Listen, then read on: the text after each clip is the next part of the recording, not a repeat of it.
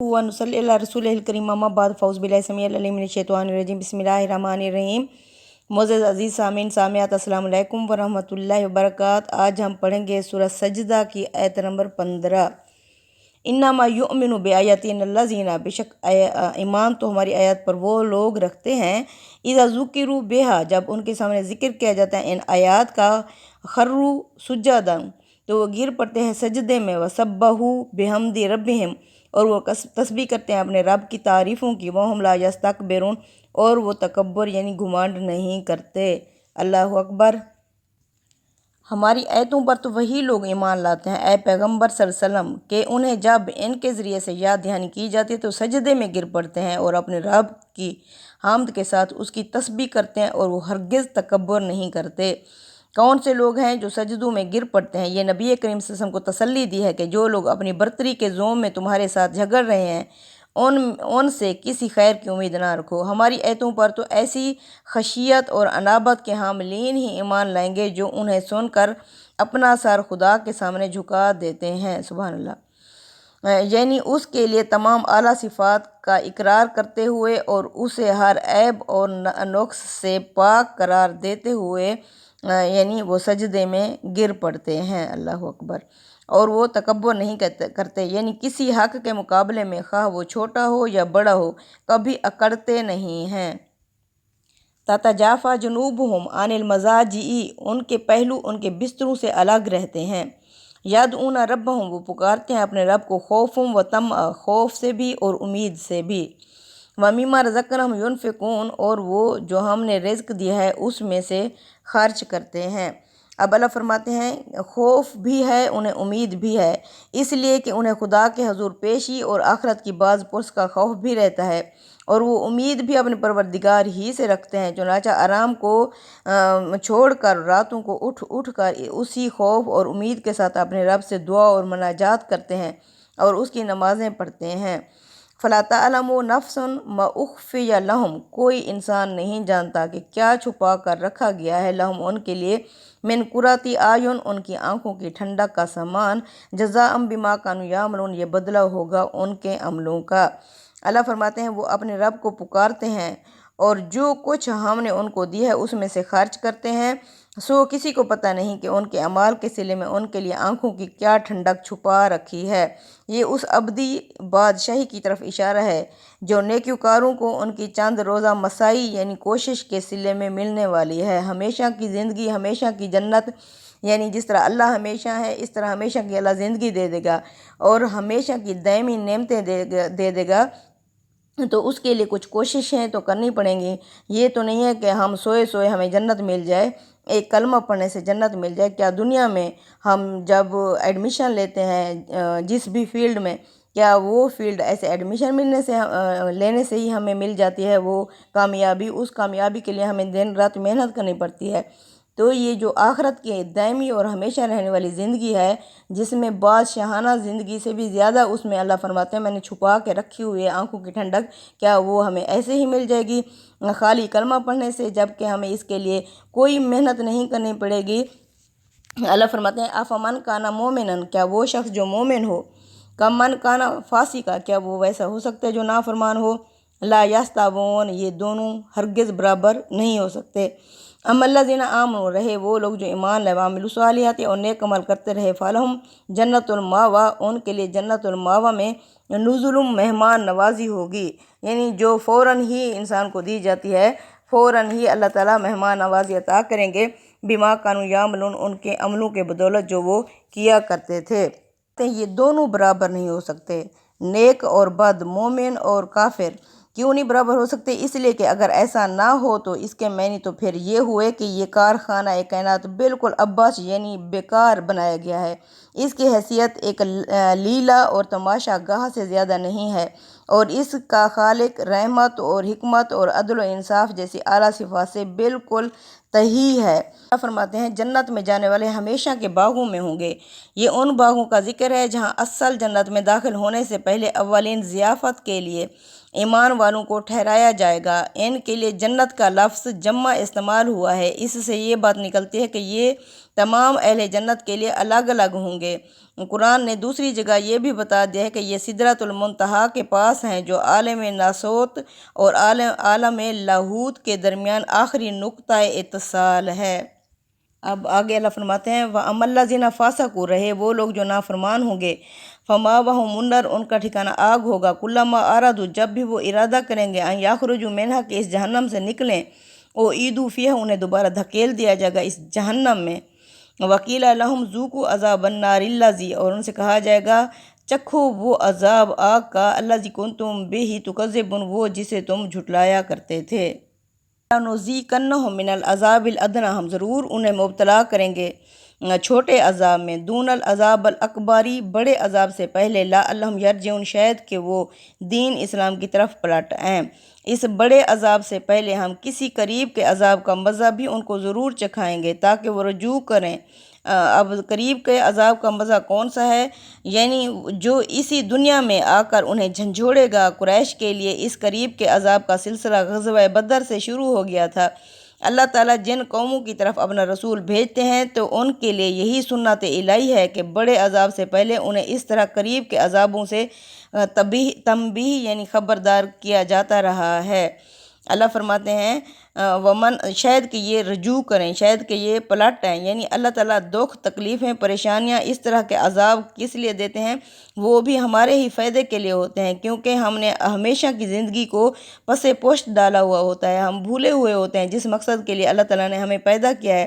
تو اللہ تعالیٰ ہمیں یاد دہانی کرانے کے لیے اس دنیا میں ایسی تکلیفیں بھیجتے ہیں، شاید یہ بندے میری طرف رجوع کریں۔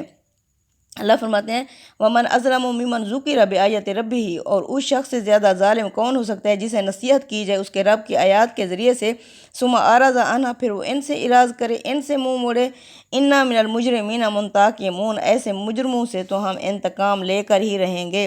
یعنی جن کی طرف خدا کے رسول کی بعثت ہوئی، اس نے انہیں خدا کی آیتیں پڑھ کر سنائیں اور ان پر ہر لحاظ سے اتمام حجت کر دیا، لیکن پھر بھی نہیں مانے، تو پھر اللہ ایسے مجرموں سے انتقام لیتے ہیں۔ اللہ فرماتے ہیں وَلَقَدْ آتَيْنَا مُوسَى الْكِتَابَ، یقیناً ہم نے موسیٰ کو بھی کتاب دی تھی یعنی تورات، فَلَا تَكُن فِي مِرْيَةٍ مِّن لِقَائِهِ، پس تم نہ شک کرنا اس کے ملنے پر، وَجَعَلْنَاهُ هُدًى لِّبَنِي إِسْرَائِيلَ، ہم نے ان کی تورات کو بنایا تھا ہدایت بنی اسرائیل کے لیے۔ ہم نے موسیٰ کو بھی کتاب دی تھی اور اس کے جھٹلانے والوں سے بھی اسی طرح انتقام لیا تھا۔ اس لیے اے پیغمبر صلی اللہ علیہ وسلم، تم اس کے متعلق کسی شک میں نہ رہو کہ اس دن دوچار ہونا ہے۔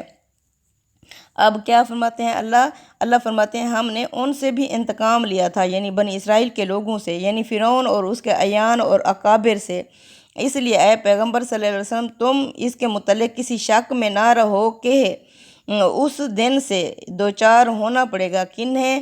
یعنی یہ خطاب اگرچہ نبی کریم صلی اللہ علیہ وسلم سے ہے، لیکن اس میں جو تنبیہ ہے، جو خبردار ڈراوا ہے، اس کا رخ انہی مکذبین کی طرف ہے جو سورہ کے مخاطب یعنی قریش ہیں، گویا بات ان سے منہ پھیر کر کہی گئی ہے۔ اللہ فرماتے ہیں وَجَعَلْنَاهُ هُدًى لِّبَنِي إِسْرَائِيلَ، ہم نے اس کتاب کو ہدایت بنایا تھا بنی اسرائیل کے لیے۔ کس کو؟ یعنی تورات کو اللہ تعالیٰ نے بنی اسرائیل کے لیے ہدایت بنایا تھا، لیکن انہوں نے بھی اس سے منہ پھیرا، جس طرح آج قرآن سے ہم اس کے اصلی جو قرآن کی روح ہے اس سے ناواقف ہیں۔ وَجَعَلْنَا مِنْهُمْ أَئِمَّةً يَهْدُونَ، ہم نے بنائے تھے ان میں سے ایسے امام جو ہدایت دیتے تھے، بِأَمْرِنَا، ہمارے حکم سے، لَمَّا صَبَرُوا، جب انہوں نے صبر کیا، وَكَانُوا بِآيَاتِنَا يُوقِنُونَ، اور وہ تھے ہماری آیات پر یقین رکھنے والے۔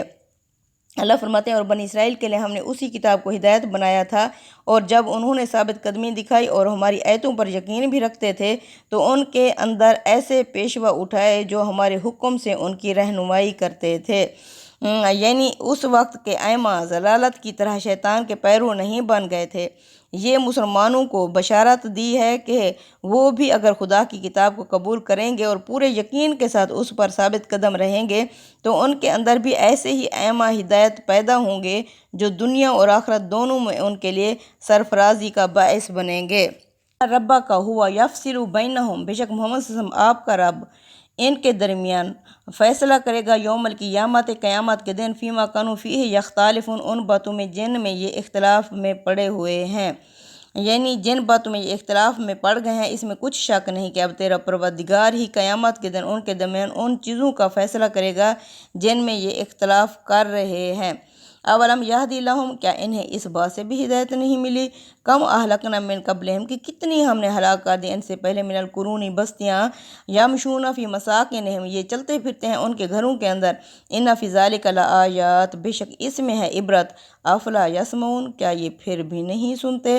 کیا یہ چیز بھی ان کے لیے ہدایت کا ذریعہ نہیں بنی کہ ان سے پہلے کتنی ہی قوموں کو ہم نے ہلاک کر دیا، انہی کے اجڑے ہوئے گھروں میں آج یہ چلتے پھرتے ہیں، اس میں یقیناً بہت سی نشانیاں ہیں، پھر کیا یہ سنتے نہیں ہیں؟ یعنی اللہ فرماتے ہیں انہی کے گھروں میں یہ چلتے پھرتے ہیں، یعنی قوم فرعون کے بعد اب یہ عاد اور سمود اور قوم لوط وغیرہ کے انجام کی طرف بھی اشارہ کر دیا ہے کہ انہی میں یہ چلتے پھرتے ہیں۔ اللہ فرماتے ہیں اس میں بہت ساری نشانیاں، یعنی اس سنت کے ظہور کی نشانیاں ہیں جو رسولوں کے باب میں انہیں بتائی جا رہی ہیں کہ قریش کے لوگوں، اگر محمد صلی اللہ علیہ وسلم کا کہنا نہیں مانو گے تو تمہیں بھی اللہ اپنی اسی سنت سے دوچار کرے گا جو پچھلی امتوں سے پچھلی امتیں ہو چکی ہیں۔